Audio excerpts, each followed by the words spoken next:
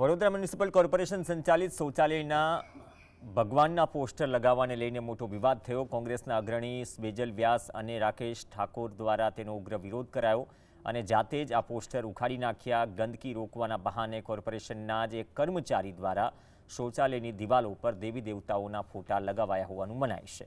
જોકે શૌચાલય જેવી જગ્યાએ ધાર્મિક આસ્થાને ઠેસ પહોંચે તેના કારણે આ પગલું ઉઠાવાયું અને અપમાન મામલે જવાબદારો સામે કડક પગલાં લેવાની માંગ ઉઠી છે। વડીવાડી સ્મશાન પાસે વડીવાડી ગાર્ડન પાસે સુલભ શૌચાલયની અંદર મહાદેવ ભગવાનના પોસ્ટર લગાવ્યા હતા, બેનર લગાવ્યા હતા।